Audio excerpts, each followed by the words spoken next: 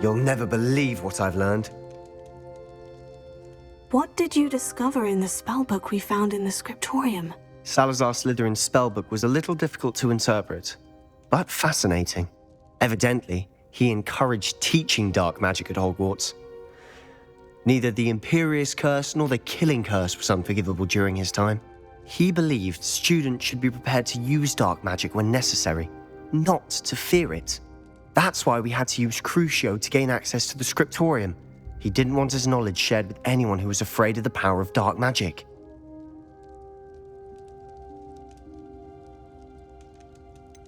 It was hard to do, but casting Crucio was our only option. And I'm glad we did it, because in the spellbook I also found something else.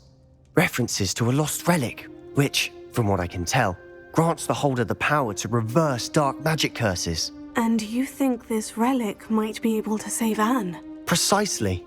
I plan to search for this relic, but I don't think we should tell anyone.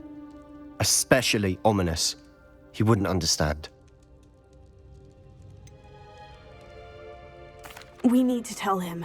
He's the reason we found the book, and he deserves to know what you've learned. You've seen how he frets about the dark arts. I promise I'll tell him when I found the relic. When I know more, I shall send an owl. And don't feel sorry for Ominous. Keeping this to ourselves for now is for his own good. I'll decide what's for my own good. Ominous, we were just about to get some air. Care to join? You're a liar, Sebastian. I heard everything. You swore you'd never engage in anything to do with dark magic again. No, I didn't. I said I understood you wanting that. I'd never swear to give up on finding a cure for Anne. You don't know when to stop, do you? I know when not to stop. Leave this alone, Ominous. I'll be on my way.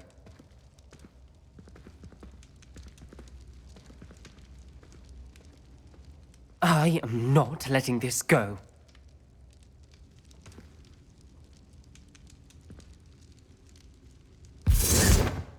Ominous, Sebastian meant well. I appreciate you telling Sebastian not to keep this from me, but going after that relic is not a good idea.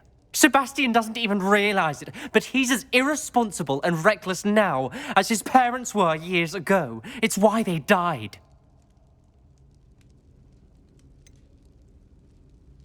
I knew his parents died, but I never heard what happened. Mr. and Mrs. Sallow were professors.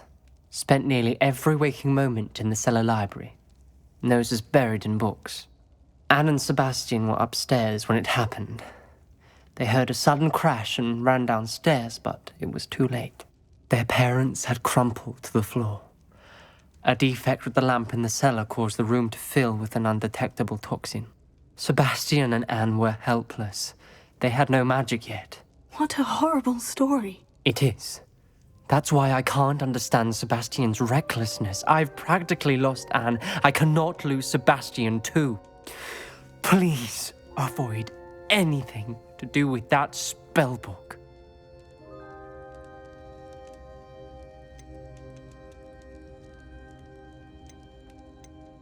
Some references Sebastian mentioned in the book do worry me. I'm glad you understand.